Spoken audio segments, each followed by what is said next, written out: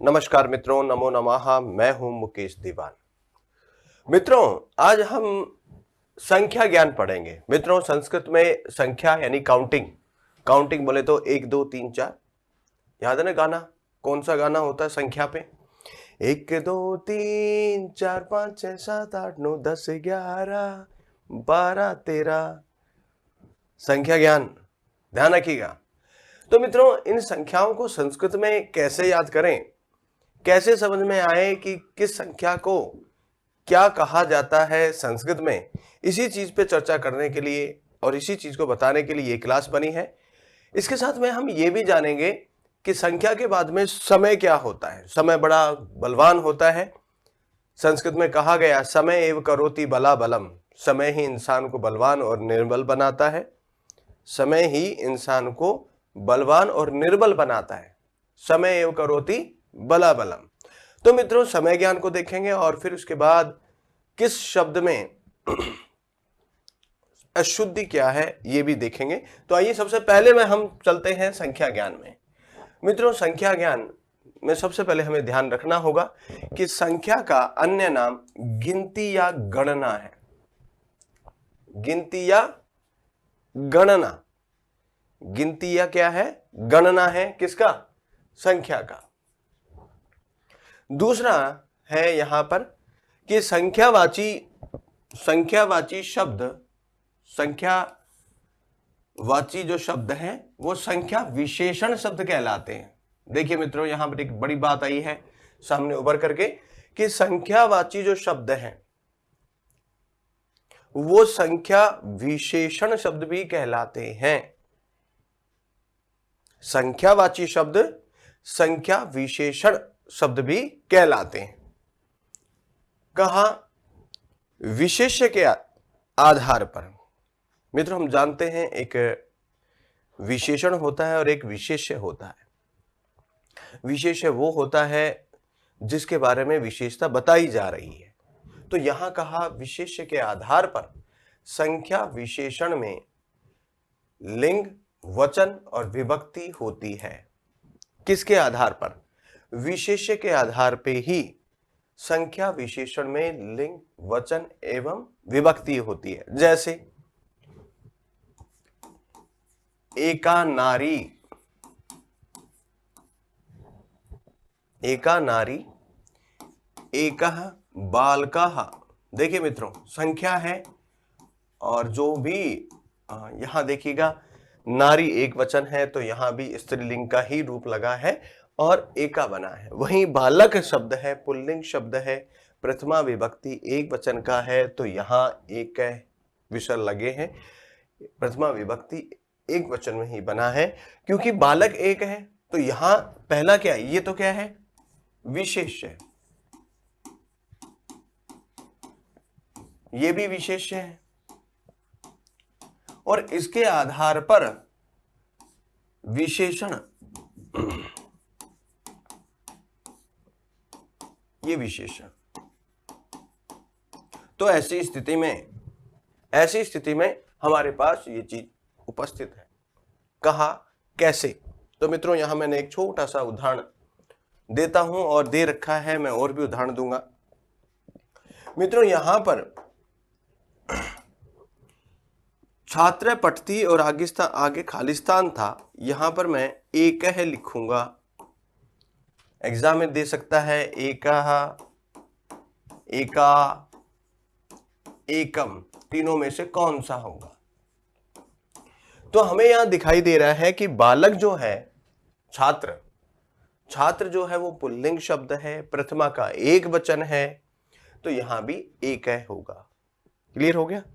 अब आगे की ओर बढ़ते हैं तो हमें दिखाई देता है और उदाहरण समझने हैं। तो सोचिए, इसी का उदाहरण दूसरा मैं बनाऊं तो देखिए, मैं एक उदाहरण और बना देता हूं। एका नारी सुंदरा अस्ति। एक नारी सुंदर है। तो देखिए, मैंने यहां जो संख्या है यहां पर क्या है? विशेषण के रूप में आ रहा है। लिंग वही है ना?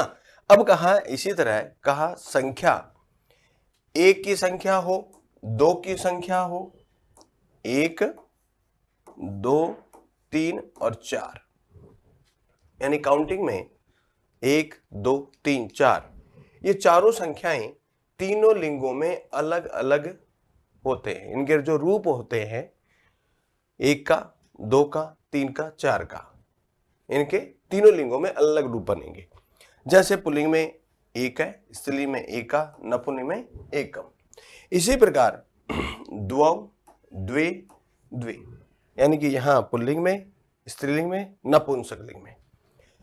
पुल्लिंग में त्रय, त्रिस्त्र स्त्रीलिंग में, त्रीणि नपुंसकलिंग में। 3 की संख्या, 4 की संख्या चत्वारः, चतस्र स्त्रीलिंग में और चत्वारी नपुंसकलिंग में बन रहे हैं। आता है हमारी संख्या जब 4 का तक हो गया तो 5 से लेकर के 19 तक, 5 की जो संख्या है वहां से लेकर 19 तक की जो गिनतियां हैं वो तीनों लिंगों में एक तो समान रहेंगी, तीनों लिंगों में एक जैसी रहेंगी, नए नए रूप नहीं बनेंगे तथा बहुवचन में ही रहेंगे। देखिए मित्रों, एक की संख्या जो होती है वो हमेशा एक वचन में ही होती है, द्विवचन में नहीं होती है। 2 की संख्या हमेशा द्विवचन में रहती है। 3 हुआ, 3 से लेकर के सारी संख्याएं बहुवचन में ही रहती है। क्यों? क्योंकि 2 से अधिक हो चुकी हैं। लेकिन 3 की संख्या में तीनों लिंगों में अलग अलग रूप बनते हैं, 4 की संख्या में भी अलग अलग रूप बनते हैं, किंतु 5 से लेकर के 19 तक, एकोन विंशति तक क्या होता है कि तीनों लिंगों में समान ही रूप रहेंगे और बहुवचन में ही बनेंगे। कहा कैसे? देखो ऐसे, देखो जैसे पंच का पंच ही रहेगा तीनों लिंगों में, षट, सप्त, अष्टौ, नव, 10, एकादश। अब यहां हमें ध्यान रखना होगा कि एकादश में कोई विसर्ग नहीं होगा, बिल्कुल नहीं होगा। यहां पर कहा एकादश, द्वादश, त्रयोदश, चतुर्दश,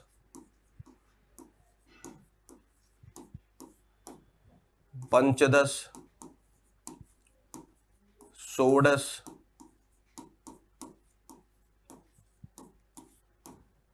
सप्तदश, अष्टा, 10 और 9-10।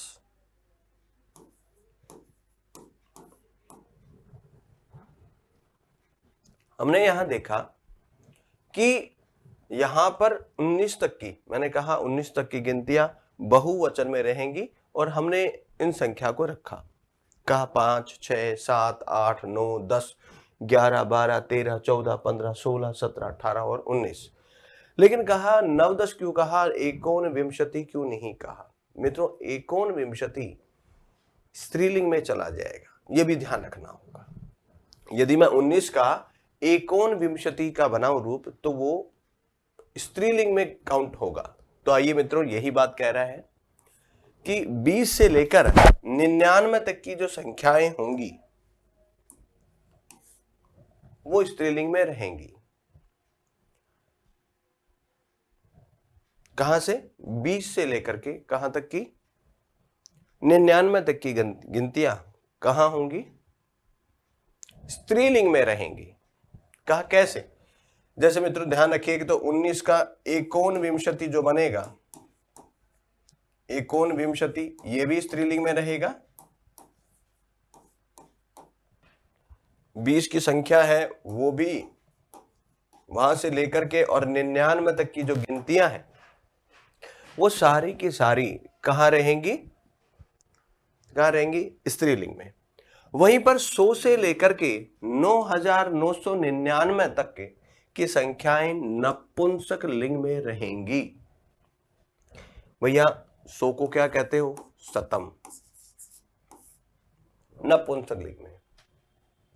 एक से 1 2 3 4 ये तीनों चार संख्याएं हैं, ये तीनों लिंगों में अलग अलग रूप बनेंगे। 5 से लेकर के 19 तक के जो जितने भी संख्याएं हैं वो किस में रहेंगी, वो भी ध्यान रख लीजिएगा। समान रहेंगी तीनों लिंगों में और बहुवचन में रहेंगी। तीसरी क्या बात कही आपने कि 20 से लेकर के 99 तक की जो संख्याएं हैं वो स्त्रीलिंग में ही रहती हैं, और जो 100 से लेकर के और 9999 तक की संख्याएं हैं वो हमेशा नपुंसक लिंग में ही रहेंगी। कहा अब हम संख्याओं पे देखेंगे तभी हमें समझ में आएगा कि संख्याएं किस प्रकार से हैं। तो मित्रों हमने यहां सारी संख्याएं लिखना शुरू करते हैं। एक को क्या कहेंगे, एक है एका एकम, दो को द्वौ द्वे द्वे, तीन को त्रय त्रिस्त्र त्रीणि, चार को क्या कहें चत्वारः चतस्त्रः चत्वारि, 5 की संख्या तीनों लिंगों में समान तो कहा पंच, 6 की संख्या 60, 7 सप्त, 8 के 2 रूप बनते हैं, एक अष्टा और एक अष्टौ, दोनों रूप बनेंगे। 9 नव और 10, यहां विशेष ध्यान रखना होगा कि यहां पर स जो है वो तालव्य ही रहेगा, आप हिंदी वाला स नहीं बना सकते संस्कृत में, ये आपका हिंदी में रहेगा। 10 वाला है ये हिंदी में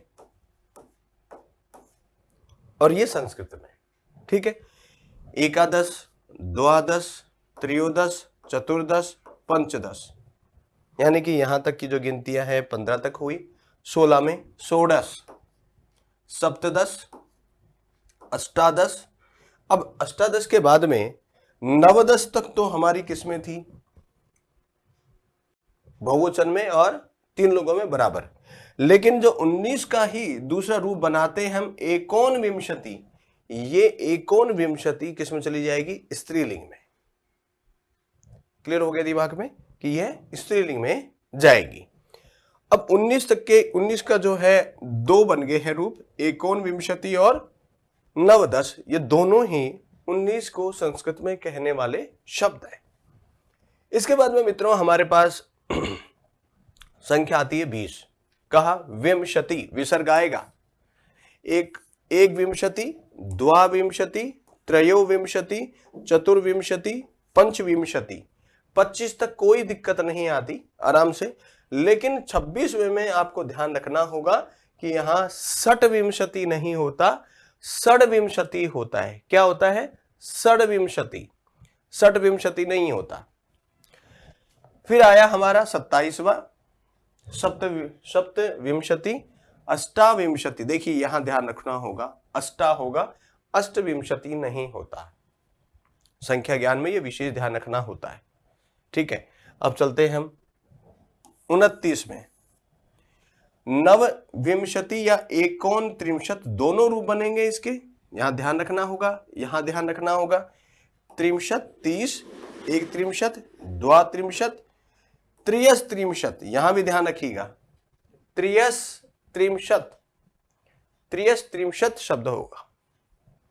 अब आ गया यहां पर क्या 34वें में, देखो यहां चतुष त्रियस और यहां चतुष त्रिंशत होगा, ये भी ध्यान रखिएगा।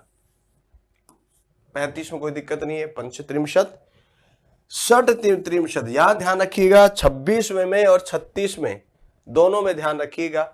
26वें में सट को सड हो रहा है, 36 में सट का सट ही रह रहा है, सट यानी 6, तो षट त्रिंशत, यहां पर कोई बदलाव नहीं होगा।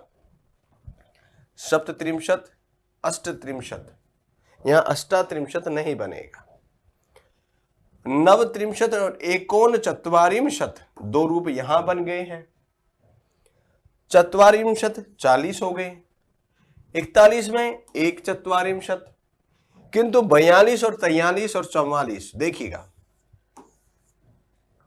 तीनों खास है मित्रों। यहां द्वाचत्वारिंशत भी बनेगा और द्विचत्वारिंशत भी बनेगा, द्वाचत्वारिंशत भी बनेगा और द्विचत्वारिंशत भी बनेगा। 42 के 2 रूप बनते। यहां पर 43वें में त्रिचत्वारिंशत भी बनेगा और त्रियस, यहां से ध्यान रखिएगा, बड़ा ही खतरनाक है। देखिएगा ये वाला से नहीं है यहां, तो यहां तालव्य से है, ध्यान रखिएगा कि त्रिचत्वारिंशत और त्रयस चत्वारिंशत दोनों रूप बनेंगे। इसी प्रकार 44 में भी चतुश्चत्वारिंशत होगा, यहां से बड़ी काम की चीज है मित्रों, छोटी छोटी चीजें ध्यान रखना होगा। पंच चत्वारिंशत, यहां भी कोई दिक्कत नहीं है, बिल्कुल इजी सा है, कहीं कोई दिक्कत नहीं है। जहां पर खास है देखिएगा, जहां मैंने गोले लगाए हैं एग्जामिनर की नजर होगी वहां संख्या में आपको पूछने के लिए, यह विषय ध्यान रखिएगा। आइए आगे बढ़ जाओ। कहा 46 में मैंने फिर गोला लगा दिया है, षट चत्वारिंशत नहीं होगा, षट चत्वारिंशत। क्यों, ऐसा क्यों हो रहा है? तो याद रखिएगा कि च जो है प्रथम वर्ण है, किसी वर्ग का प्रथम वर्ण है, इसलिए डे नहीं हो रहा। और याद रखिएगा आपके पास में षड्विंशति क्यों हुआ था, स डे, विंशति क्यों हुआ था? अरे भैया वहां पर वी वह है, बाद में क्या है, वह है किसी वर्ग का प्रथम वर्ण नहीं था। यदि प्रथम वर्ण होता तो ट का ट ही रहता, ये हम संधि में पढ़ चुके। ये कार्ड समझ में आ गया? यदि प्रथम वर्ण है तो ट का ट ही रहेगा, ये समझ लेना। तो च में यहां पर पहला वर्ण है तो यहां पर बदलाव नहीं हुआ। 47 को सप्त चत्वारिंशत, यहां आ जाओ, अष्ट चत्वारिंशत और अष्ट चत्वारिंशत दोनों रूप बनेंगे, यहां भी दोनों रूप बनेंगे। नव चत्वारिंशत भी बनेगा और एकोन पंचाशत भी दोनों रूप बनेंगे। 50 को पंचाशत, कोई दिक्कत नहीं हुई, एक कदम आगे बढ़ जाओ, एक पंचाशत 51, यहां आ जाओ, बिल्कुल तीनों में। यहां द्विपंचाशत और द्वापंचाशत दोनों रूप बनेंगे। वहीं 53 में त्रिपंचाशत और त्रेयः पंचाशत। देखिएगा, बहुत अच्छी तरह से समझ के फिर कीजिएगा। इसी प्रकार यहां 54 में भी चतुः पंचाशत, चतुर्पंचाशत नहीं बनता है, चतुपंचाशत बनता है, क्योंकि यहां, अरे वो आपका संधि पढ़ाया था ना, अधः पतन, यहां पर विसर्ग को नहीं हो सकता, ना रह हो सकता, ना ओ हो सकता। फिर कहा पंच पंचाशत, षड पंचाशत, अब समझ में आ गया होगा टय क्यों है, डय क्यों नहीं हुआ, प है क्या आगे, वर्ग का प्रथम है। सप्त पंचाशत, अंडर गोला भर दिया हमने। अष्ट पंचाशत भी और अष्टा पंचाशत दोनों बनेंगे, किसके, 58 के, 59 के। नव पंचाशत भी बनेगा और एकोन षष्ठी दोनों रूप बनेंगे। षष्ठी 60, कोई दिक्कत नहीं है, एक षष्ठी, लेकिन यहां आते ही देखते जाओ तीनों में द्विषष्ठी भी और द्वाषष्ठी दोनों रूप बनेंगे, द्विषष्ठी और द्वाषष्ठी दोनों रूप बनेंगे। और त्रिषष्ठी और त्रयष्ठी, ये बहुत खतरनाक है, ध्यान रखो, बहुत खतरनाक है यहां पर, क्योंकि त्रिषष्ठी और त्रयष्ठी यहां दोनों में देखिएगा, यहां से जो है वो कौन सा है, मूर्धन्य से आया है, क्योंकि आगे से कौन सा है। तो यहां जो विसर्ग देखो, यहां जो विसर्ग आ रहा है, विसर्ग आ रहा है, यहां भी एक विसर्ग था, कहाँ है वो, हमने रूप देख बनाया था, अब ये देखो यहां ही है। अब यहां पर प की वजह से विसर्ग का विसर्ग है, किंतु यहां पर क्या है, वर्ग का प्रथम वर्ण नहीं है, मूर्धन्य से है, ष्टुत्व संधि हो रही है यहां पर, तो चतुष्षष्ठी हो गया यहां पर। यहां पंचषष्ठी में कोई दिक्कत नहीं है, 65 है, कहीं कोई दिक्कत नहीं है। जहां ध्यान रखना है वहां ध्यान रखना ही होगा, संख्या का मैटर है भाई, पूरा एक अंक विशेष है। अब यहां पे आ जाओ, कहा यहां क्या हुआ, यहां क्यों नहीं बदल दिया आपने?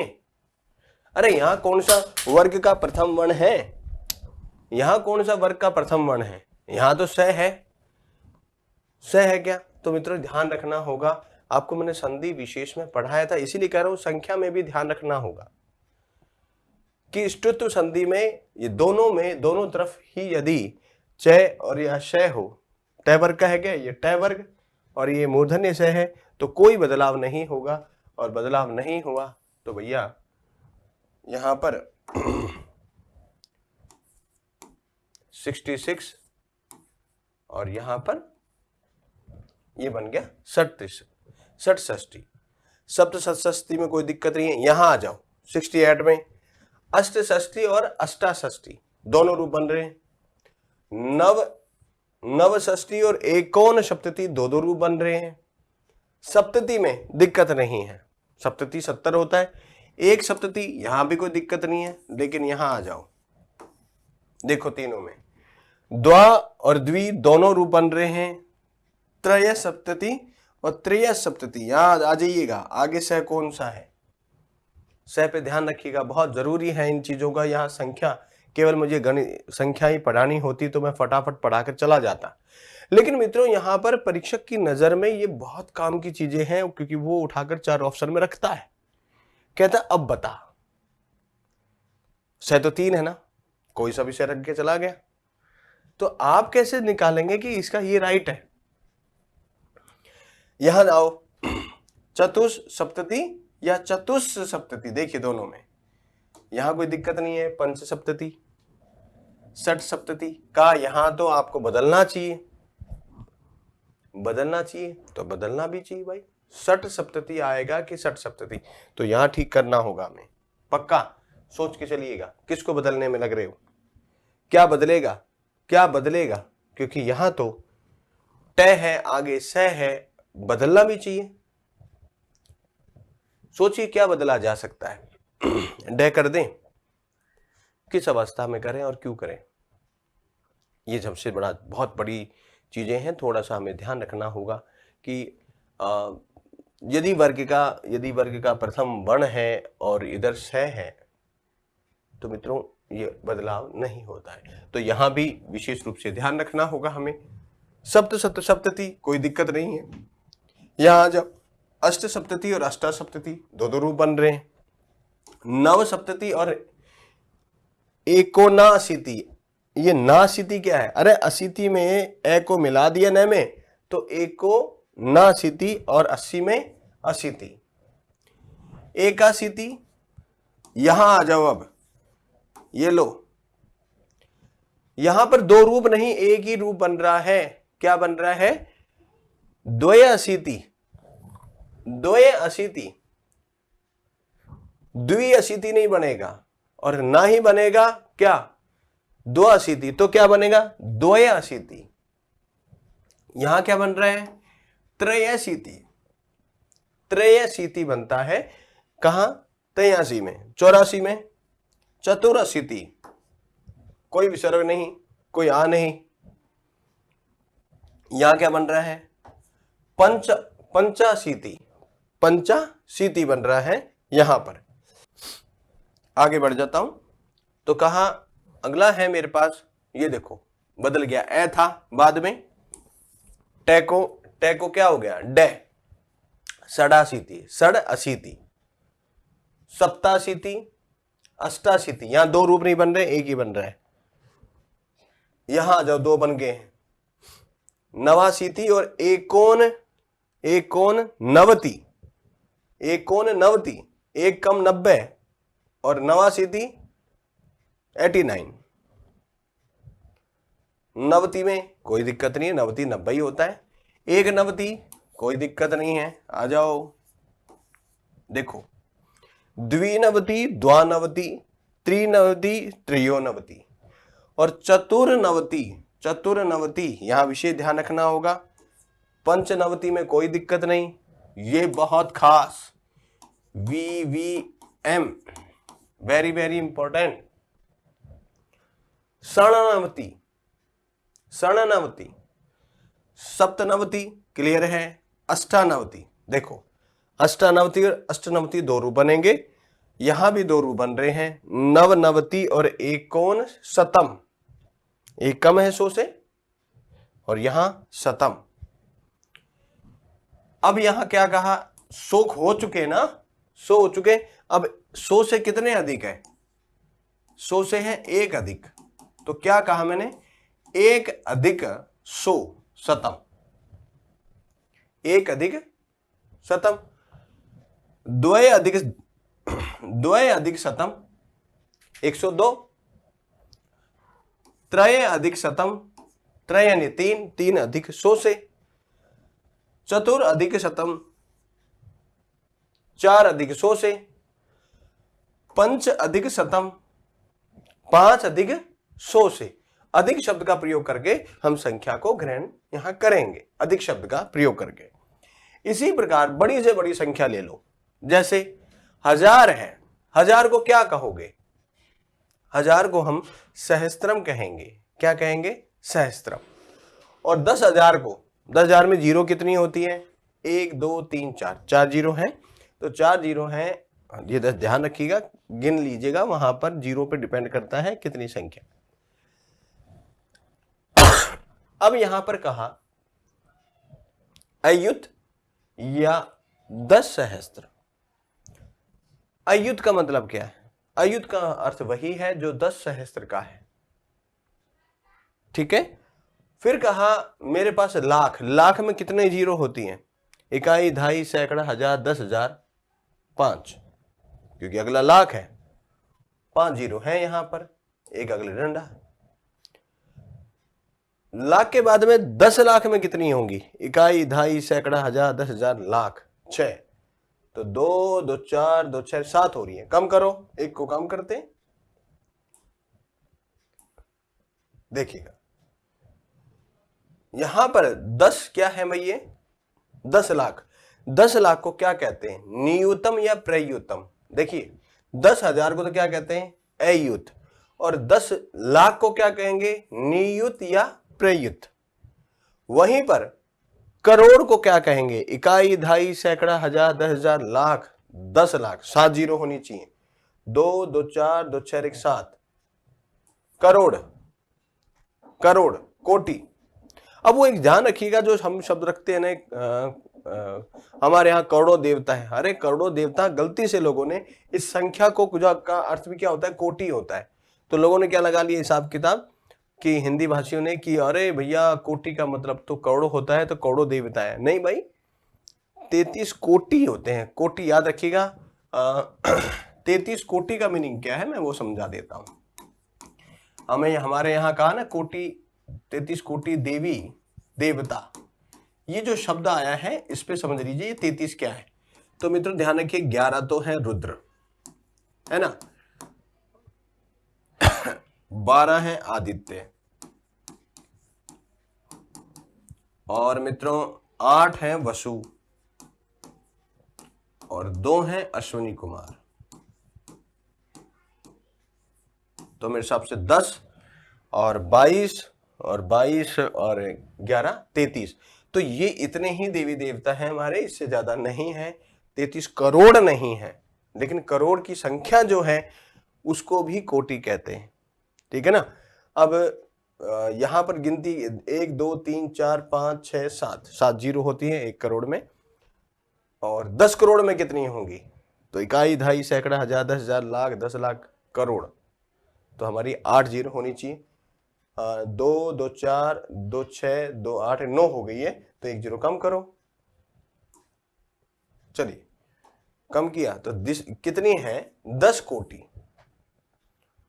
वहीं पर कहा अर्बुदनी अरब, तो इकाई, दहाई, सैकड़ा, हजार, 10,000, लाख, 10 लाख, करोड़, 10 करोड़, 9 जीरो, 2 2 4 2 6 2 8 9, बिल्कुल सही है। हमारे यहां पर ये आ चुकी है संख्या को हम क्या कहेंगे करोड़। अब एग्जामिनर इसके अलावा क्या पूछ सकता है? मान लीजिए उसने, एग्जामिनर ने दे दिया कि 457 को संस्कृत में क्या कहेंगे? कितने को? 457 को। तो 57 को संस्कृत में क्या कहते हैं? पहले तो ये क्लियर करो, क्योंकि 400 से अधिक कितने हैं? तो यहां देखो मैं इसको अलग अलग भाग में बांट देता हूं।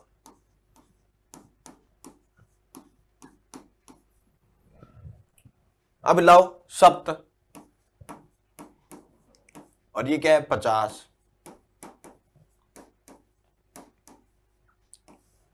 अब क्या करूं? अधिक है क्या? अधिक किससे? चतुर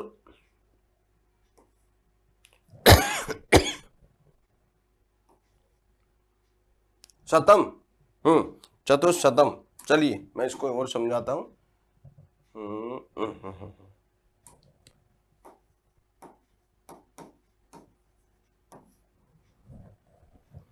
ये आपकी संख्या संस्कृत में किसकी हो गई? 457 की। 7 है, 50 है, अधिक हो गया है किससे? चतुर्शतम। शतम यानी 100। लेकिन यदि 400 ये देकर के जा रहा है तो हम अधिक लगा करके वहां कर सकते हैं, क्योंकि पिछली वाली जो संख्या है उसे लाओ पहले आगे, फिर इसको लाओ, फिर अधिक लगाओ और फिर वो संख्या लिख दो।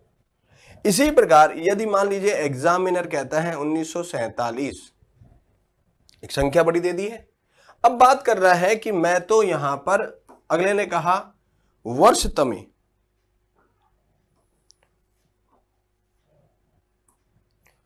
यहां का वर्षतमे, ये वर्षतमे का जब समस्या है वो समस्या खत्म करनी होगी।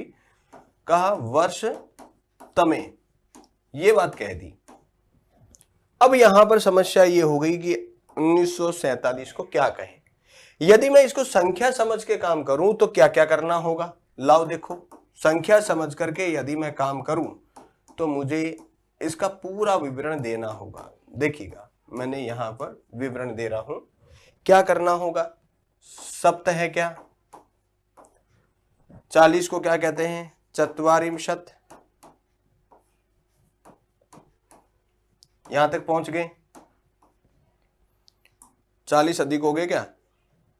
47 तक पहुंच गए थे। अब अधिक कितने हैं? 900, नवशतम। और यहां पर मुझे अधिक और लगाना पड़ेगा, बिल्कुल, क्योंकि अधिक है।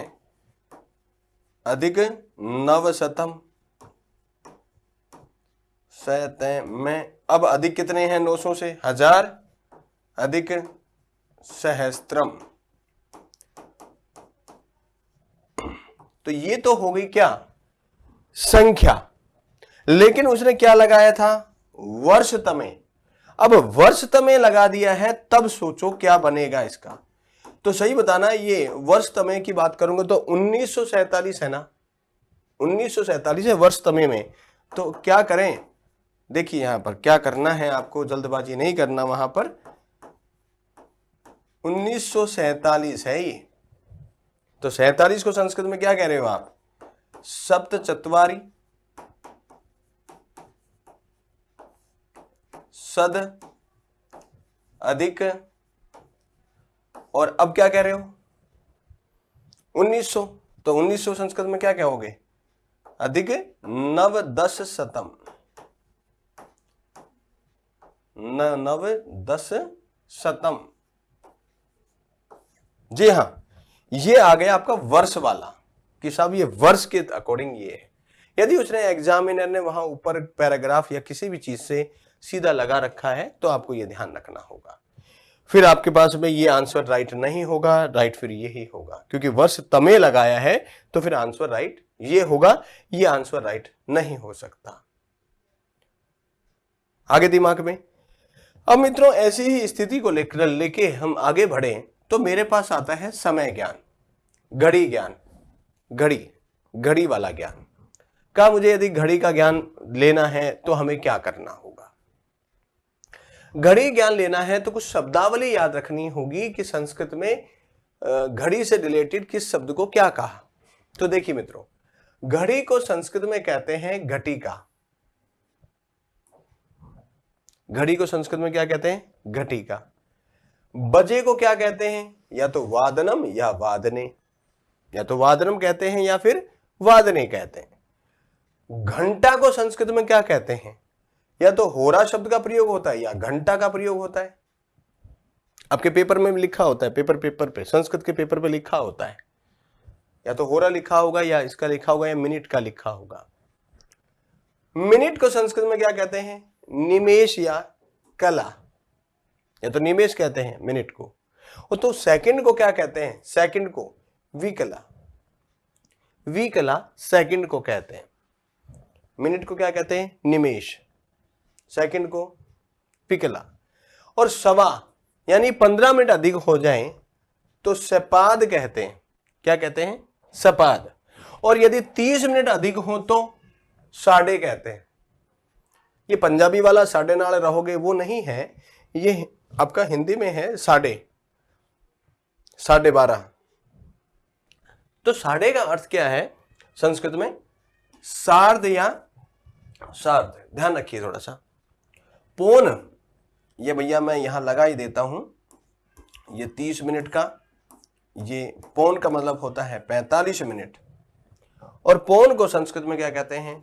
पादोन। पादोन हम कहते हैं ना कि 1:45 हो जाए तो हम कहते हैं कि 1:45 हो गए, यानी अगली संख्या को रिप्रेजेंट करना। पखवाड़े को क्या कहते हैं संस्कृत में? पक्ष। और दोपहर को क्या कहते हैं? मध्याह्न। और दिन को क्या कहते हैं? दिनम या आहा। फिर से देखें एक बार, घड़ी को क्या कहेंगे? घटिका। बजे को वादनम या वादने। घंटा को होरा या घंटा। मिनट को निमेश या कला। सेकंड को विकला। सवा को सपाद। साढ़े को सार्ध। पौन को पादोन। पखवाड़ा को पक्ष। दोपहर को मध्याह्न। और दिन को दिन या आहन कहा जाता है। ये शब्दावली आपको ध्यान होनी चाहिए। अब मित्रों, जैसे ही हम आगे बढ़े तो मेरे पास एक बहुत बड़ा आपके लिए स्टेचू तैयार है, बड़ा प्यारा सा है, बड़ी शानदार फोटो है। ये ऐसा क्यों है? क्योंकि इसने कहा अहम समयो अस्मि। अहम समयो अस्मि, मैं समय हूं। ये कह रहा है मैं समय हूं। बड़ा ही आप देख रहे होंगे बहुत सुंदर यहां पर एक स्टेचू तैयार हुआ है जो स्वयं कह रहा है मैं समय हूं। और समय में भी कैसे? यहां पर पूर्ण संख्या है ना, पूर्ण संख्या वादनम बराबर है पूरे 12 बज गए हैं। यहां पर सपाद, सपाद का मतलब, सपाद का क्या होगा? सवा, सवा हो गया, 15 मिनट ऊपर हो रहे हैं। यहां पर जो तीसरा है सार्ध, सार्ध मतलब तो साढ़े। और यहां पर पादोन, पादोन का मतलब है पौन, पौन। यहां पर समय का दिया। और यहां पर मैंने एक समय की काल चक्र को लिखा। मित्रों, ये जब सबसे छोटी घंटी है, ये घंटा, आवर, ये होती है मिनट की और ये होती है सेकंड की। ध्यान रखो कौन सी सुई किसके लिए होती है। ऐसी स्थिति में हमें ध्यान रखना होगा संख्या ज्ञान में। संख्या ज्ञान है कि समय ज्ञान? ये समय ज्ञान है। समय ज्ञान में हमें ध्यान रखना होगा कि सुई की कैसे घूमती है। अब ऐसी स्थिति में इस चित्र पे हमने देखा, हमने इसको चित्र समझा करके, बड़े बाल इसके बड़े काले हैं, बाकी सारा ये लाल लूल बना हुआ है, अपनी स्टाइल में बना हुआ है। और ये स्टाइल भी इसलिए लिखा ताकि आपको ये समझ में रहे कि क्या है समय। अब इसी समय को समझाने की मैं प्रयास करूंगा। देखिए मित्रों, पूर्ण संख्या, पूर्ण संख्या या पूर्ण समय, पूर्ण संख्या या पूर्ण समय, पूर्ण समय। यहां देखो, एक, यदि मैं कहूं ये लो 2 बज रहे हैं, यहां 3 बज रहे हैं, यहां 4 बज रहे हैं, यहां 5 बज रहे हैं, यहां 6 बज रहे हैं, यहां 7 बज रहे हैं, यहां 8 बज रहे हैं, यहां 9 बज रहे हैं, यहां 10 बज रहे हैं, 11 भी बज गए और यहां 12 भी बज गए। अब ये दिन के बजो चाहे रात के बजो, ये यूं ही बजते हैं। कहा एक वादनम, एक वादनम, या तो एक वादनम होगा या फिर क्या होगा, वादनम की जगह वादने होगा। बस एक बजे तो एक वादने और एक बजा तो एक वादनम। एक बजे कहा तो वादने और बजा तो वादनम। एक वादनम, द्विवादनम, त्रिवादनम, चतुर्वादनम, कहीं कोई दिक्कत नहीं है, पंचवादनम। लेकिन जैसे ही 6 बजे, यहां संधि का ध्यान रख लीजिएगा, षटवादनम नहीं होगा, षडवादनम होगा, षडवादनम। जी हाँ, यहां ध्यान रखना बहुत जरूरी है। 7 बजे तो सप्तवादनम, 8 बजे तो अष्टवादनम, अष्टावादनम नहीं होगा। नववादनम, 10 वादनम, एकादश वादनम और 12 बजे तो द्वादश वादनम। मैंने यहां पर 2 घड़ियां बनाई है। एक घड़ी जो है वो 12 बजा रही है, जैसा कि हमारे पास नॉर्मली होता है। वहीं पर दूसरी जो घड़ी है वो हमारा टाइमिंग वाला होता है, जैसे ऐसी घड़ियां, तो वो जो है टाइम बजा रही होती है। तो यहां पर हमने देखा कि सामान्य रूप से जो पूर्ण संख्या है, पूर्ण का मतलब पूरा बज गया, 1 बज गया, 2 बज गया, 3 बज गया, 4 बज गया, 5 बज गया, ये पूर्ण संख्या है। अब इससे आगे हम बढ़ जाएं, यानी कि हम सवा पे जाएं, तो सवा पे बजने पर क्या करेंगे हम? देखिए मित्र, सवा का मतलब होता है 15 मिनट अधिक। तो 15 मिनट अधिक हो गई है, तो क्या बज रहा है भाई? 1:15। इसी प्रकार पूरे 12 बजे तक 15 मिनट अधिक चल रही है हम सबकी घड़ियां। तो 15 मिनट के लिए क्या लिया आपने? सपाद। संस्कृत में क्या लिया आपने? सपाद।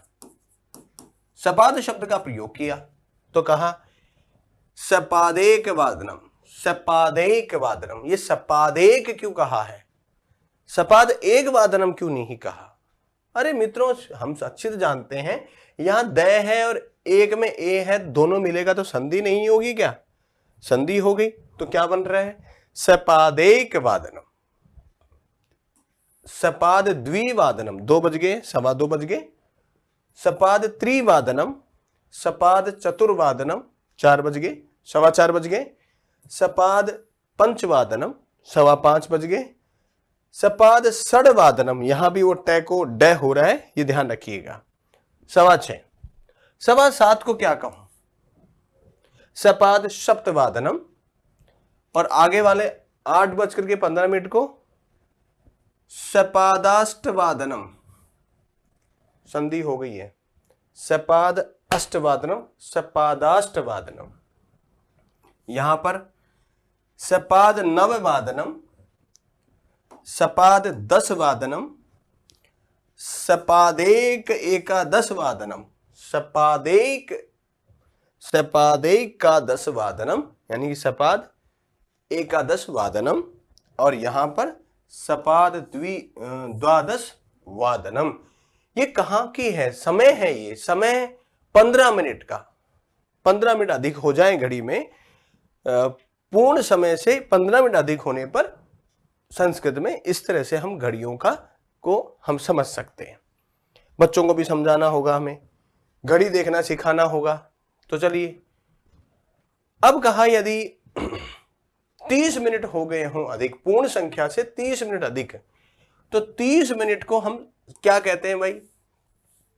सार्ध। यहां एक चीज को ध्यान रखिएगा, एक होता है मित्रों सार्ध, जिसका अर्थ होता है 30 मिनट, और एक होता है सार्धम।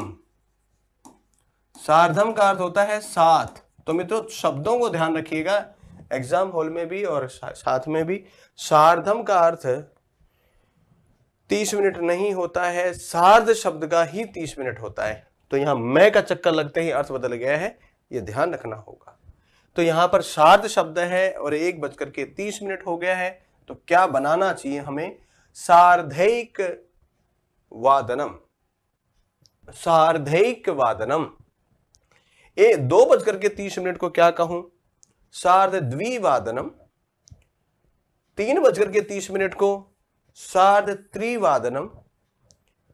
4:30 को सार्ध चतुर्वादनम। 5:30 को सार्ध पंचवादनम। 6:30 को क्या कहूं? सार्ध षडवादनम, सार्ध षडवादनम। इसी प्रकार 7:30 को क्या कहा जाए? कहा सार्ध सप्तवादनम। 8:30 को कहा सार्ध अष्टवादनम। कई बार एग्जामिनर ये वाला शब्द भी प्रयोग कर लेता है, ध्यान रखो, ये वाला भी कर लेता है। इस सार्ध की जगह ये भी शब्द का प्रयोग कर लेगा, तो तैयार रहना होगा हमें। 9:30 को सार्ध नववादनम। 9:30 हो गए। 10:30 सार्ध दशवादनम और 11:30 को सार्धेकादशवादनम और 12:30 को सार्ध द्वादशवादनम। सार्ध द्वादशवादनम। इस तरह से मित्रों हमने सार्ध यानी 30 मिनट के कार्यक्रम को देखा, क्योंकि कुल ही दिन के 12 और 12 ही घंटे रात के होते हैं, तो दोनों में ही विशेष अंतर नहीं होता है, ठीक है, क्योंकि समय में तो वही रहेगा, फिर आगे पीछे कुछ शब्द लग जाते हैं, वो एक अलग चीज है। अब पादोन किसको कहा आपने? पादोन कहा किसको? 45 मिनट को। अब पादोन जो शब्द है और या पौन शब्द है वो अगली संख्या को रिप्रेजेंट करता है, यानी आगे वाली संख्या के बारे में कहता है। जैसे मैंने कहा 1:45, तो हम हिंदी में क्या कहेंगे? 2:45 हो गए। 2:45 को 2:45, 4:45 को 4:45 को 4:45, यानी कि हम रिप्रेजेंट कर रहे हैं आगे वाले को। तो मित्रों यहां पर 1:45 को क्या कहें? पादोन द्विवादनम। पादोन एक वादनम नहीं होगा। ऐसा क्यों? ध्यान रखो, आगे की संख्या को बताना है ना, कितने मिनट कम रह रहे हैं। अरे पाद कहते हैं चरण को, ध्यान रखो, पाद शब्द का अर्थ क्या है? चरण। तो सपाद का मतलब एक चरण, सार्ध का मतलब 2 चरण, पादोन का मतलब 3 चरण और पूर्ण का मतलब 4 चरण। 2:45 को पादोन त्रिवादनम। 3:45 को पादोन चतुर्वादनम। 4:45 को क्या कहूं? 4:45 को पादोन पंचवादनम और 5:45 को पादोन षड्वादनम। यहां पर षड ही चल रहा है। 6:45 को पादोन सप्तवादनम, यानी कि 6:45 हो गए हैं। 7:45 को पादोन अष्टवादनम या पादोनाष्टवादनम। इसे यू भी तो लिख सकते हैं ना, यदि आप लिखना चाहें यू भी लिख सकते हैं। ये लो, आपने बीच में एक ये लो, बिल्कुल ये भी सही है आपका, क्योंकि मैंने संधि की ही नहीं, अलग अलग रखा। 8:45 को पादोन नववादनम।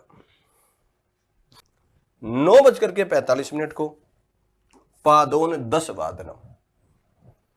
10:45 को पादोनेकादशवादनम। 10:45 यानी कि 11:15 हो रहे हैं, तो पादोन एकादशवादनम।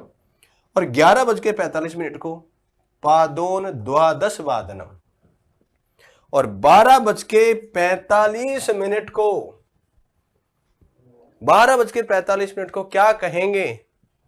1:15 हो गए, तो पादोन एक वादनम।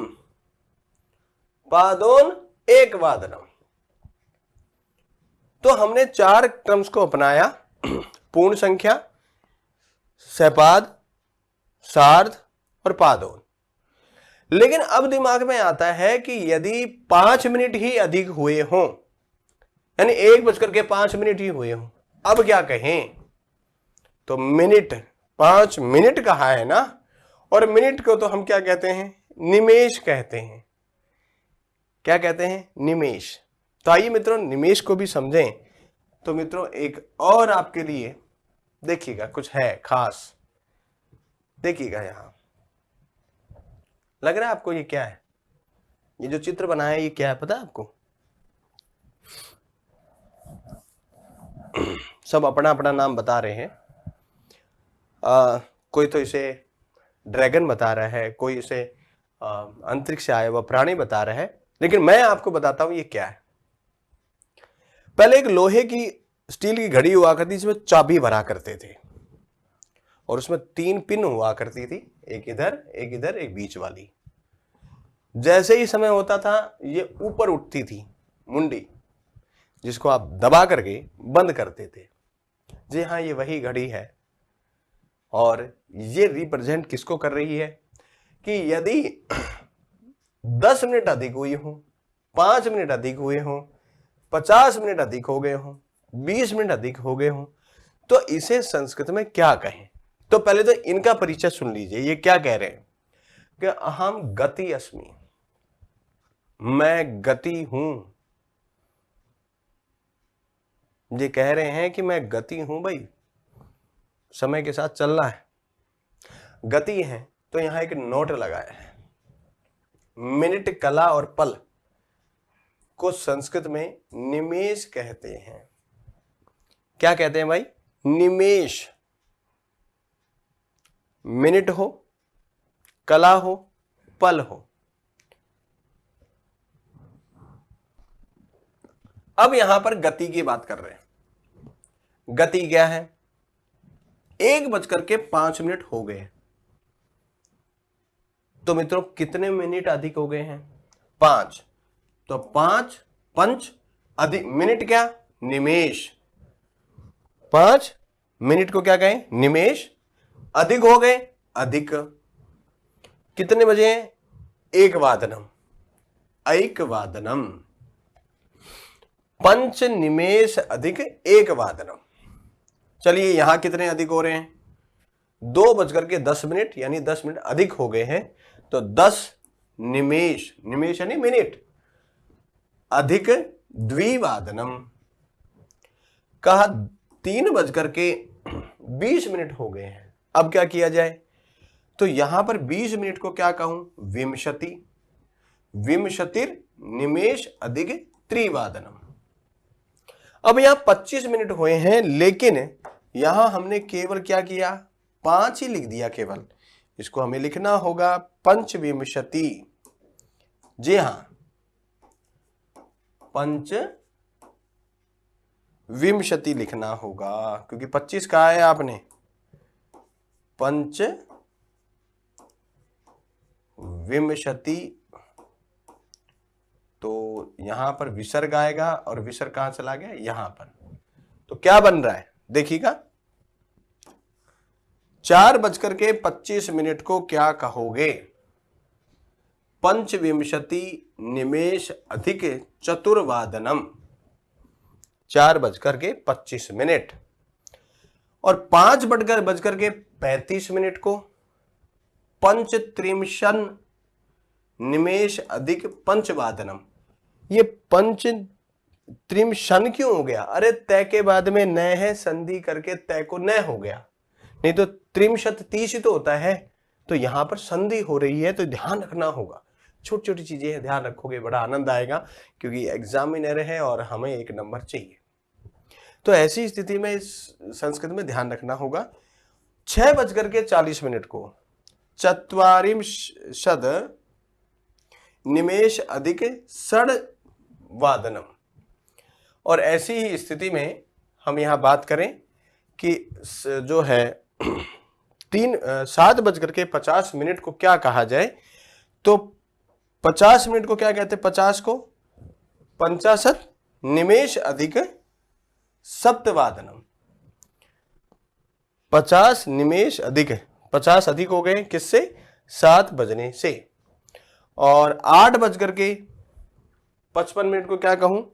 तो 55 को क्या कहते हैं? पंचासन निमेष अधिक अष्टवादनम। इस तरह से हमने एक संख्या रखी कि साहब अधिक समय आ जाए तो हमें क्या कहना है। ठीक है, तो इस तरह से हमने मिनट को भी समझा कि भैया क्या बना रहा है, निमेष ले रहा है तो क्यों ले रहा है। यहां 5 है, क्या 5 है? बिल्कुल है। मिनट अधिक है तो मिनट को क्या कहते हैं संस्कृत में? निमेष। अधिक हुआ है ना, अधिकम। क्या है, 1 बजा है तो 1 वादनम।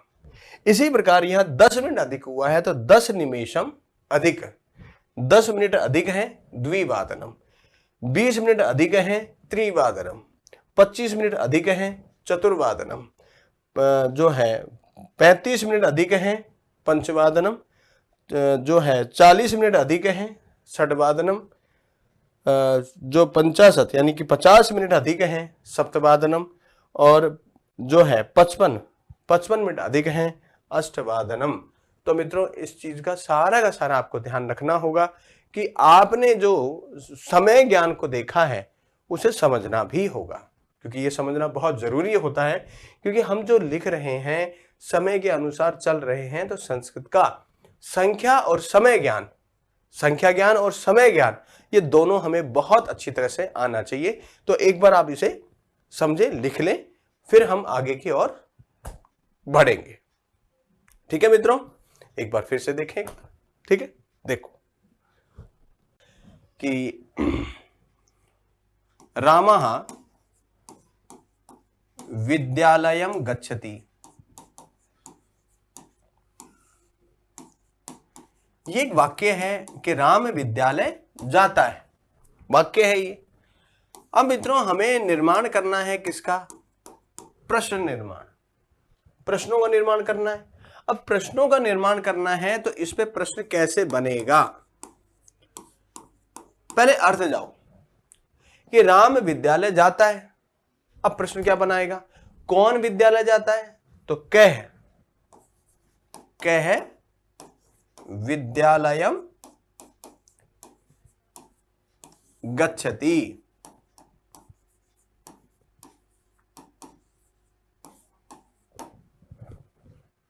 का ये कैसे बन गया, कह कहां से आ गया, और आ भी गया तो ये भी बताया जाए कि क्या प्रश्नवाचक शब्द कह जो है वो किससे बना, किस लिंग में है।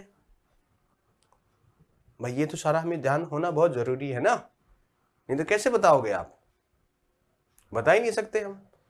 तो मित्रों याद रखिएगा, मैंने एक लिंग विशेष की क्लास बनाई थी, उसमें भी मैंने आपको जो क्लास में पढ़ाया था आपको मैंने कि कौन से शब्द में कौन सा लिंग है, फिर भी मैं यहां प्रश्नवाचक में समझाऊंगा।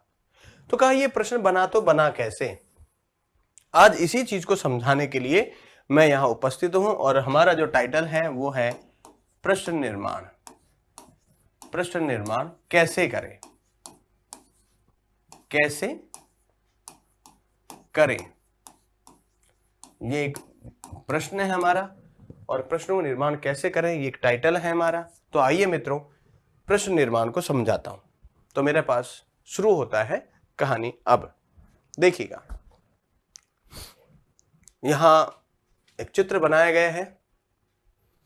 इस चित्र को देखकर तो मुझे भी हंसी आ रही है, लेकिन मैं रुका हुआ हूं क्योंकि मुझे जैसी पेंटिंग आती है मैं वैसा ही बना सकता हूं। मैंने कोशिश की है एक तरफ नारी महिला बनाने की,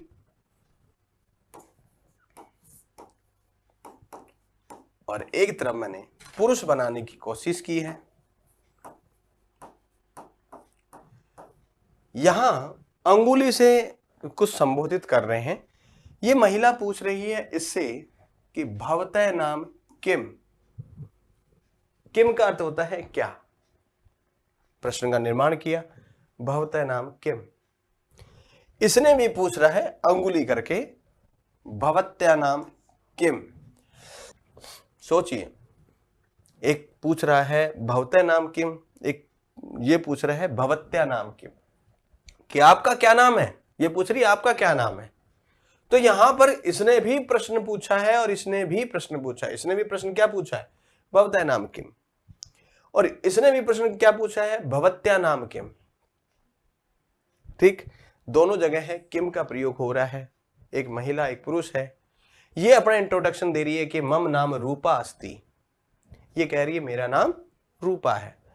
इसने क्या आंसर दे रहा है, मम नाम गोपाल है अस्ति, मेरा नाम गोपाल है। हुआ क्लियर। अब यहां पर सबसे बड़ा ये है कि अभी हमने कै देखा था और अब ये किम आ गया। तो ऐसे कितने हैं जो प्रश्नवाचक शब्द जिससे हमें ये पता रहे कि ये प्रश्नवाचक शब्द है और कहां कहां इसका प्रयोग होगा। तो मैंने एक वो डिटेल बनाई है, देखिएगा। किम शब्द जिसका अर्थ होता है क्या या कौन। कथम का अर्थ होता है कैसे। किमर्थम का अर्थ होता है किस लिए। कुतः का अर्थ होता है कहां से। कुत्र का अर्थ होता है कहां। कथम का अर्थ होता है कौन सा भाई। कीदृश का अर्थ होता है कैसे हो। और कति का अर्थ होता है कितने। ये 8 के अलावा और भी शब्द हैं, मैं अभी यहां दिखाऊंगा, समझाऊंगा किस शब्द में कौन सी विभक्ति होगी, कहां क्या प्रयोग होगा, वो भी समझाऊंगा। पहले आप इस चित्र को ध्यान रखिए। कुछ पूछ रहा है, एक दूसरे संवाद हो रहा है, प्रश्नों का निर्माण हो रहा है, और ये प्रश्न निर्माण जो है वही यहां पर मैं समझाऊंगा। ठीक है, अब यहां पर छोटी छोटी चीजों को देखें। किम, कथम, किमर्थम, कुतः, कुत्र, कथम, कीदृश और कति। मैं कहूंगा कि प्रश्नों के माध्यम से संस्कृत को सीखना बहुत आसान होता है। उसे ये पता होता है कि हम कहां क्या पढ़ा रहे हैं। तो आइए मित्रों समझते हैं। एक कदम आगे बढ़ते हुए मेरे पास में यहां कहा प्रश्नवाचक शब्द एवं उनके योग में आने वाली विभक्तियां। प्रश्नवाचक शब्द कौन कौन से हैं और उनके प्रयोग होने पर कौन सी विभक्ति का प्रयोग होगा। तो नियम नंबर 1 और पहला ही है प्रश्नवाचक शब्द कथम। कथम कैसे, कि हम कैसे याद करेंगे भाई, प्रश्न निर्माण कैसे होगा। तो कथम शब्द का प्रयोग होने पर तृतीया विभक्ति का प्रयोग होता है, यानी कि तृतीया विभक्ति के अंदर ही ये कथम शब्द का प्रयोग होगा। कहा कैसे, तो कैसे की बात कहा। राम बाणेन रावणम हंति। इस वाक्य में क्या कहा है, राम बाण से रावण को मारता है। राम बाण से रावण को मारता है। किसके द्वारा मारता है, बाण से तृतीया विभक्ति। प्रश्नवाचक बनाओ। राम कथम रावणम हंति। ये देखिएगा यहां तृतीया विभक्ति का था, यहां कथम लग गया है, कैसे मारता है। इसी प्रकार हम दूसरा भी लेते हैं। किमर्थम, किस लिए भैया, किस लिए आए हो। तो कहा कथम का जब प्रयोग किया जाएगा तो चतुर्थी विभक्ति में ही किया जाएगा। कथम किमर्थम, किमर्थम शब्द का जब प्रयोग होगा तो चतुर्थी विभक्ति का वहां विशेष रूप से प्रयोग होता है। कैसे, देखो। नृपः विप्राय गाम ददाति। नृपः विप्राय गाम ददाति। राजा ब्राह्मण को गाय देता है। राजा गाय किस लिए देता है, किस लिए ना, या किसको, लिए या को अर्थ में चलता है। तो यहां पर देखिएगा नृपय किमर्थम, किमर्थम गाम ददाति। राजा किसको, यहां पर हम किस लिए एक शब्द और भी रख लो इसके लिए, किसको। लेकिन किसको का अर्थ ये मत समझ लीजिएगा कि द्वितीय विभक्ति किस लिए के लिए प्रयोग हुआ है, किस लिए के लिए किसको शब्द प्रयोग हुआ है। तो राजा ब्राह्मण को गाय देता है या फिर राजा ब्राह्मण के लिए गाय देता है। तो किसके लिए देता है, किसके लिए, ब्राह्मण के लिए। तो किम अर्थम, किम अर्थम इसका प्रयोग होगा। कुतः, कुतः कहते हैं कहां से। भगवान कुतः आगत है, अब कहां से आए हो भाई, कुतः कहां से। तो कहां से के अर्थ में पंचमी विभक्ति में इसका विशेष प्रयोग होता है। किसका, कुतः, कहां से। जैसे से ग्रामाद आयाति, वह गांव से आता है, वह गांव से आता है। और भी उदाहरण देखो, सुरेश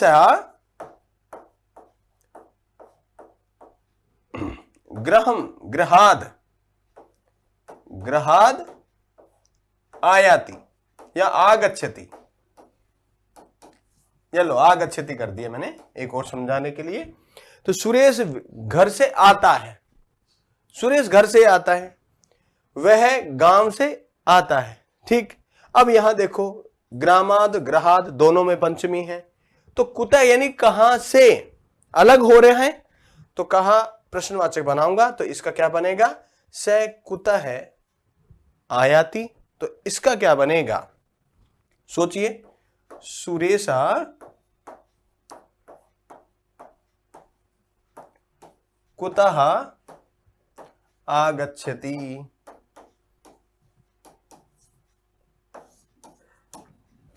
आगच्छति हो गया हमारे पास में। अब इसी तरह ही और भी देखते हैं, देखो कुत्र, कुत्र यानी कहां, कहां हो, आजकल दिखते ही नहीं हो। आजकल तो ईद के चांद हो गए हो, कहां हो, तो कहां, कुत्र। इस शब्द का प्रयोग द्वितीय विभक्ति में होता है। जब भी हम कोई सेंटेंस बनाते हैं तो द्वितीय विभक्ति में इसका कुतः, कुत्र, कुत्र यानी कहां, एक कुतः है बड़ा, एक कुत्र पढ़ रहे हैं, वही कुत्र भगवान, कुत्र, कुत्र है गच्छति, कुत्र। तो कहा साधु मंदिरम निवसति, साधु मंदिर में निवास करता है। साधु कहां निवास कर रहा है, मंदिर में। कहां कर रहा है भाई, मंदिर में निवास कर रहा था, कुत्र। इसी तरह ही कतम, पुल्लिंग में कतमा, नपुल्लिंग में कतमम, ये भी संस्कृत में है भाई। जी हां, तीनों लिंगों में मैंने लिखा है, जिसका अर्थ है कौन सा।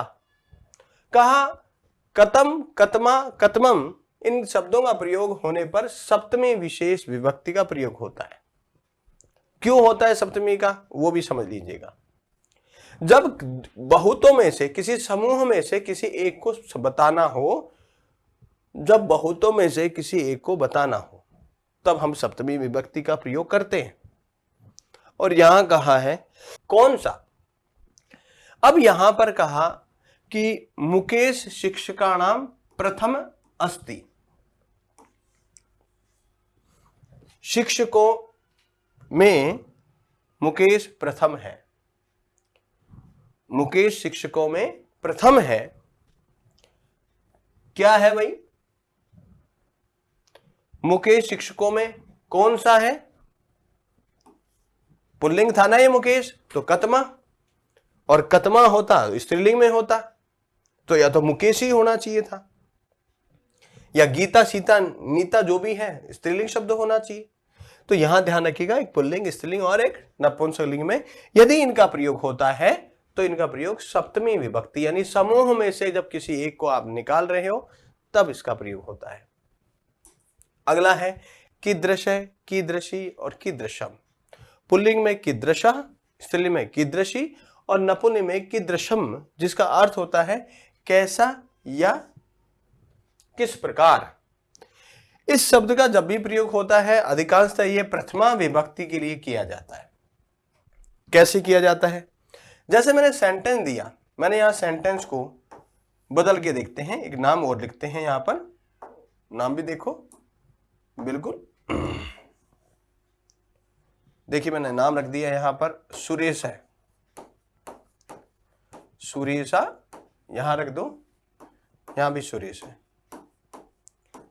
देखिएगा कहा सुरेश है स्वस्थ अस्ति, सुरेश स्वस्थ है, कैसा है, किस प्रकार का है भाई। मैंने कहा भवान कीदृश अस्ति, आप कैसे हो, भवत्या कीदृश अस्ति, आप कैसी हो, भवती कीदृशी अस्ति, आप कैसी हो, टकाटक हो, टनाटन हो, मस्त हो। तो यहां पर कहा कि कीदृशः, कीदृशी, कीदृशम की बात हुई, तो यहां हमने देखा कीदृशः पुल्लिंग शब्द था सुरेश, तो स्वस्थ के बीच में क्या आया, इस स्वस्थ के लिए हमने किसका लिया प्रयोग, यहां देखो प्रश्नवाचक बनाया। इसी प्रकार जब मैं एक कदम आगे बढ़ा तो मेरे पास कति शब्द का प्रयोग हुआ। कति यानी कितने या कितना, इस शब्द का प्रयोग हुआ। तो याद ध्यान रखिएगा, इसका प्रयोग कहां होता है, संख्यावाची शब्दों के साथ। देखो यहां पर, यहां कहा कक्षायाम पंच छात्राः सन्ति, कक्षायाम पंच छात्रा सन्ति, कितने छात्र हैं भाई, 5, कितने, 5। प्रश्न बनाओ, कक्षायाम कति छात्रा सन्ति, कक्षा में कितने छात्र हैं। तो संख्यावाची शब्द क्या था, पंच, पंच के स्थान पर क्या हो गया, कति, और कति के स्थान पर क्या हो जाएगा, संख्यावाची शब्द। यह हमारे पास था 7वां प्रश्नवाचक शब्द। आगे और है भी, देखो कदा शब्द का प्रयोग, कदा, ये तो यदा शब्द है, एक कदा शब्द है, कदा प्रश्नवाचक होता है जिसका अर्थ होता है कब। कदा शब्द का प्रयोग मैं समयवाची शब्दों के साथ करूंगा। समयवाची, टाइमिंग, टाइम शब्द कौन से, समयवाची, संख्यावाची नहीं। कदा शब्दों का प्रयोग होगा तो संख्यावाची नहीं, समयवाची शब्दों के साथ प्रयोग होगा। कैसे, मैंने कहा अहम पुनः स्वः आगमिष्यामि, कल, आज, परसों समय है, मैं दोबारा कल आऊंगा। तो यहां पर देखिए क्या बनाया इस प्रश्न, अहम पुनः कदा आगमिष्यामि, मैं दोबारा कब आऊंगा, कल आऊंगा, कदा, कदा शब्द का प्रयोग होगा। किम शब्द की बात, ये बड़ा खास है भाई, हर जगह काम करता है। ये क्यों करता है, इसका अर्थ क्या या कौन विशेष रूप से अर्थ होता है, लेकिन इसका प्रयोग तीनों लिंगों में, तीनों वचनों में और 7 विभक्तियों में होता है, वो भी अलग अलग, अलग अलग होता है। तीनों लिंगों में भी अलग, तीनों वचनों में भी अलग, और 7 विभक्तियों में भी अलग होता है। कहा कैसे, देखो प्रश्न निर्माण के लिए हमें ध्यान रखने होंगे किम शब्द के रूप। जैसे पुल्लिंग में कहा कै कौ के, स्त्रीलिंग में कहा काम का के का, विषय लगाए, और नपुंसक में किम के कानी, किम के कानी। अब इनका अर्थ ध्यान रखना होगा, नहीं तो वहां दिक्कत बहुत बड़ी होने वाली है। तो आइए इनका अर्थ देखें। देखिए मैंने यहां पर किम शब्द का पुल्लिंग का सारे पहले रूप लिखे, फिर इनका अर्थ भी लिखा। अच्छी तरह ध्यान है कि कारक विभक्ति साथ ही होती है। मैंने यहां कहा है, मैंने पुल्लिंग में लिखा है, सबसे पहले वचन 3 ही होते हैं, एक वचन, द्विवचन और बहुवचन। अब यहां पर शुरू करते हैं। पुल्लिंग में क्या बनता है, कै कौ के प्रथमा, कम कौ कान द्वितीया, या केन काभ्याम कई तृतीया, केन काभ्याम कई तृतीया, कस्मै काभ्याम केभ्य चतुर्थी, थी चतुर्थी, थी चतुर्थी, थी कस्मै काभ्याम केभ्य चतुर्थी, थी कस्मात् काभ्याम केभ्य पंचमी, कस्य कयो के साम षष्ठी, और कस्मिन कयो के सुसप्तमी, कह कौ के प्रथमा, कम कौ कान द्वितीया, केन काभ्याम कई तृतीया, कस्मै काभ्याम केभ्य चतुर्थी, कस्मात् काभ्याम केभ्य पंचमी, कस्य कयो के साम षष्ठी, कस्मिन कयो केसु सप्तमी। अब कह शब्द का क्या क्या अर्थ होता है? कौन या किसने, और कम का किसको, और केन का किससे, और कस्मई का किसके लिए, कस्मात का किससे अलग, कस्य का किसका, और कस्मिन का किस पर या किस में। इधर आ जाओ, दोनों रूप एक जैसे हैं। एक प्रथमा विभक्ति का द्विवचन है, दूसरा द्वितीय विभक्ति का द्विवचन रूप। लेकिन यहां देखिएगा, इसका अर्थ है किन दोनों ने और किन दोनों को, दूसरे का अर्थ बदल गया है। यहां पर ये तीन एक जैसे हैं। देखिए अर्थ देखिएगा, किन दोनों से ये अर्थ तो निकलेगा तृतीया विभक्ति में, और किन दोनों के लिए ये इसका अर्थ निकलेगा चतुर्थी विभक्ति में, और किन दोनों से अलग ये निकलेगा पंचमी विभक्ति में। यहां भी दोनों इक्वल हैं। इस कयो का अर्थ है किन दोनों का, और इसका अर्थ है किन दोनों पर। अब कहा कि एक ही शब्द के दो दो अर्थ निकल रहे हैं, तो फिर हम तो कंफ्यूज हो जाएंगे। कैसे हो जाओगे भाई? जब आपको विभक्ति का याद है कि विभक्ति कौन सी किसकी है, तो हम कभी भी भ्रमित नहीं हो सकते। रटा मारने वाले तो जिंदगी भर भ्रमित ही रहेंगे, समझने वाले कभी भ्रमित नहीं रहते। और इसीलिए मैं वहां चला गया, कहां? बहुवचन में। के का अर्थ क्या है भाई? किन सब ने। कान का अर्थ क्या है? किन सबको। कई का अर्थ क्या है? किन सब से। कसमे का अर्थ क्या है? किन सबके। केव्य का अर्थ क्या है? किन सबसे अलग। केशाम का अर्थ क्या है? किन सबका। और केशु का अर्थ क्या है? किन सब पर। तो मित्रों, हमने यहां पर किम शब्द का पुल्लिंग के रूप देखे। अब ये के ये ही अर्थ स्त्रीलिंग में और नपुंसकलिंग में रहेंगे, लेकिन रूप तो देखेंगे। रूप हमने देखे तो देखिएगा स्त्रीलिंग में क्या बना रहा है। का के कहा प्रथमा, काम के कहा द्वितीया, कया का भ्याम का भी तृतीया, कस्य का भ्याम काभ्य चतुर्थी, कस्यः काभ्याम काभ्य पंचमी, कस्यः कयो का साम षष्ठी, कस्याम कयो कासु सप्तमी। वही अर्थ है जो पुल्लिंग में अर्थ था, वही वो का वो अर्थ यहां है। लेकिन जब इनका प्रयोग कहां होगा? स्त्रीलिंग शब्दों को प्रश्नवाचक बनाने पर।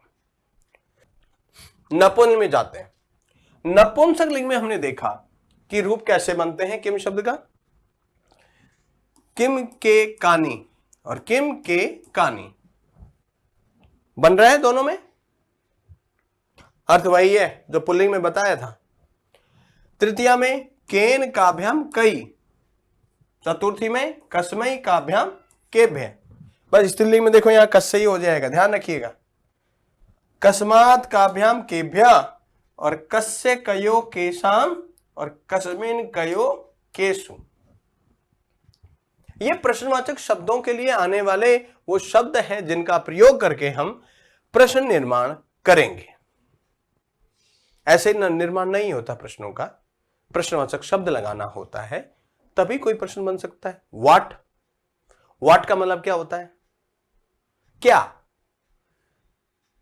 और किम का अर्थ भी क्या।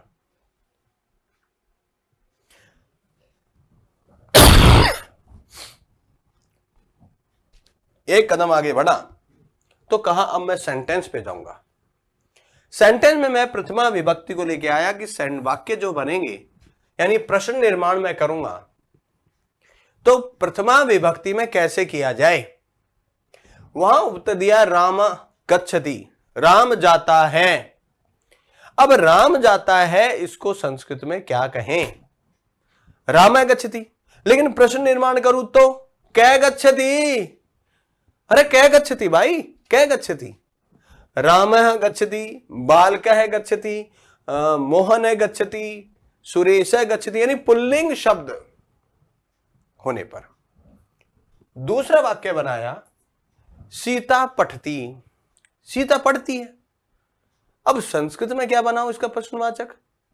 सीता स्त्रीलिंग शब्द है, तो का पठती, का पठती,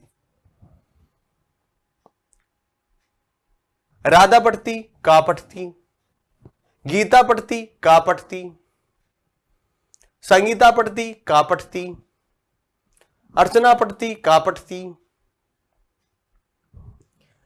तत्फलम अस्ति, वह फल है, वह फल है, वह क्या है? किम, नपुंसकलिंग शब्द है, किम, वह फल है। तत् किम अस्ति, तत् पुस्तकम अस्ति, तत् किम अस्ति, तत् गृहम अस्ति, तत् किम अस्ति, तत् भोजनम अस्ति, तत् किम अस्ति, तत् व्याकरणम अस्ति। नपुंसकलिंग शब्द। इसी तरह जब मैं द्वितीय विभक्ति में जाऊं और वाक्य बनाऊं, वहां देखूं, तो देखिए क्या बन रहा है। राम विद्यालय जाता है, राम विद्यालय जाता है, राम है विद्यालयम गच्छति, तो यहां क्या बनेगा? विद्यालय का, राम है कम गच्छति, राम कहां जाता है, या कहां किसको जाता है? कम गच्छति। किम शब्द से बना रहे हो तो? कहा राधा रोटी काम खादती, राधा रोटी खाती है। सीता ओदनम खादती, सीता चावल खाती है। राधा का काम खादती, किसको खाती है? सीता तंडुलान ओदनम पचती, सीता चावलों से भात पकाती है। ये चावलों से भात किससे पकाती है? कान, किससे? चावलों से, कान। सीता कान ओदनम पचती, प्रश्नवाचक बन रहा है।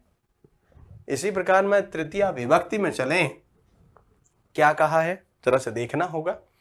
स पुत्रेण सह विद्यालयम गच्छति, वह पुत्र के साथ विद्यालय जाता है। किसके साथ? वह किसके साथ जाता है? केन, तृतीय विभक्ति। वह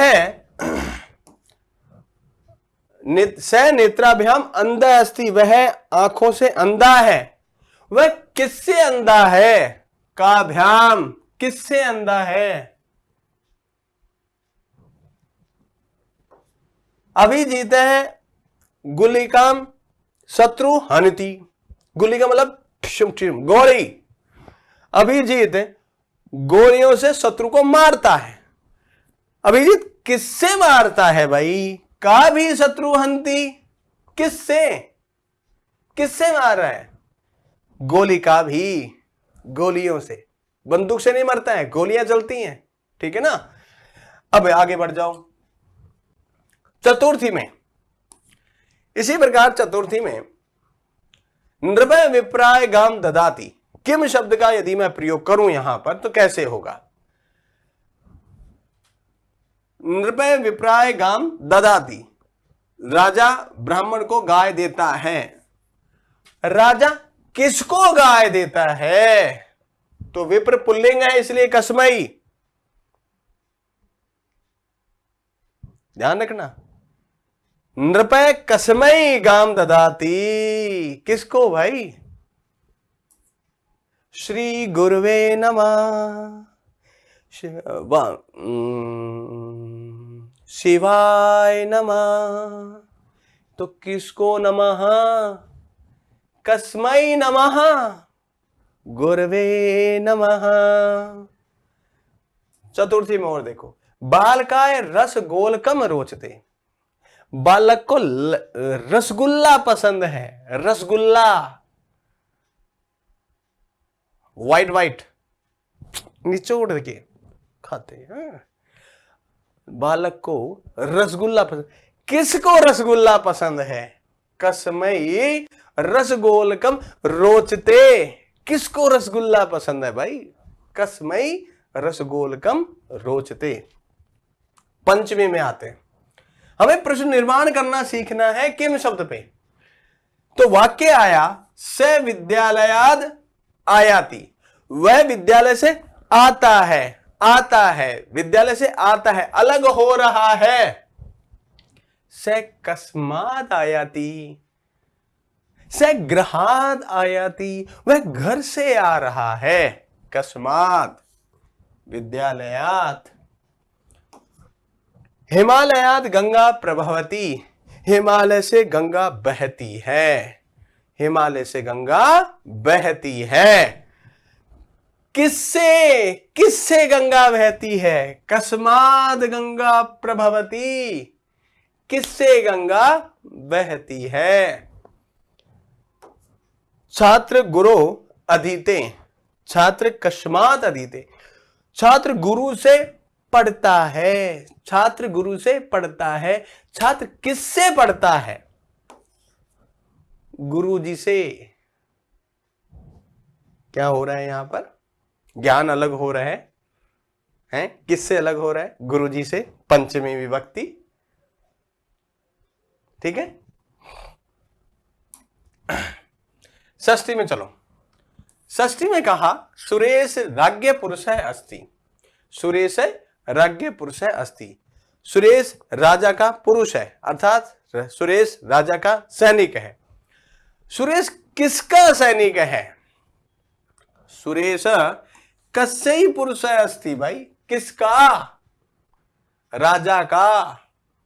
तो यहां कस्य। कौसल्या रामस्य माता अस्ति, कौसल्या राम की माता है, कौसल्या राम की माता है। ठीक है। कौसल्या किसकी माता है? कस्य। कस्य किसकी माता? राम की। कस्य। प्रश्न बन गया। इयम वृक्षस्य शाखा अस्ति, यह वृक्ष की शाखा है। किसकी शाखा है? कस्य वृक्षस्य। षष्ठी विभक्ति हुई कि नहीं हुई? यहां आगे बढ़ो। सप्तमी में, सप्तमी विभक्ति में समझना होगा। यहां आपने कहा राम कटे आस्ते, कटे किसे कहते हैं? चटाई को, चटाई को, बैठने वाले आसन को। तो राम कटे आस्ते, राम चटाई पर बैठता है। राम कस्मिन आस्ते, राम कहां बैठता है या किस पर बैठता है? किस पर? चटाई पर। कस्मिन आस्ते। सर्वस्मिन आत्मा अस्ति, सभी में आत्मा है। किस में आत्मा है? कस्मिन आत्मा अस्ति। तस्य मोक्षे इच्छा अस्ति, उसकी मोक्ष में इच्छा है। किसकी मोक्ष में इच्छा है? प्रश्न नहीं बना। उसकी किस में इच्छा है? उसकी किस में इच्छा है? तो तस्य कस्मिन इच्छा अस्ति, उसकी किस में इच्छा है। हमने किम शब्द के 7 विभक्तियों के वाक्य देखे और समझ में आया, अरे कि कम किम यानी प्रश्नवाचक बनाना तो बहुत सरल है, बहुत सरल है। हो गए समझ में? लिख डालो, लिख डालो फटाफट।